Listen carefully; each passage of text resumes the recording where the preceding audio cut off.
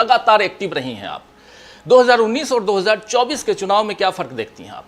बहुत बड़ा फर्क है। मुझे लगता है कि आज जब देश चुनाव के मुहाने पर खड़ा है तो इस देश के जो वास्तविक मुद्दे हैं, इस देश में भुखमरी, इस देश में बेरोजगारी, इस देश में महंगाई, इस देश में आर्थिक असमानता और जो महिलाओं के खिलाफ जिस कदर अपराध बढ़ा है और जिस तरह से संरक्षण हर बार आरोपियों को दिया गया है, मुझे लगता है ये आजाद हिंदुस्तान में ही नहीं हुआ है। मुझे लगता है चुनाव के मुद्दे पूरी तरह से सेट है। जिस तरह का आक्रोश और जिस तरह की बेचैनी आज मैं युवाओं में देखती हूं, वो इससे पहले मैंने कभी नहीं देखी थी।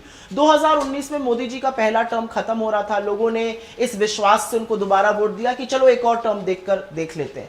लेकिन पिछले 10 सालों में जिस तरह का एक अन्याय काल हुआ, जिस तरह से जुमले हुए, मुझे लगता है कि देश के लोग वो समझ रहे हैं, देश के लोग उन बातों से जूझ रहे हैं। तो मुझे बहुत अंतर दिखता है चुनाव में। एक बहुत बड़ा अंतर यह भी दिखता है कि वास्तविक मुद्दों से भटकाने का प्रयास 2024 में चौगुना है।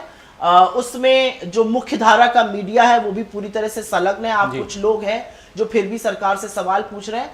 2019 और 24 के चुनावों में बड़ा अंतर है और बड़ा अंतर यह है कि जनता जो है वो बेचैन है और वो पूछ रही है मेरा क्या हुआ पिछले 10 सालों में, उस बात का हिसाब दो।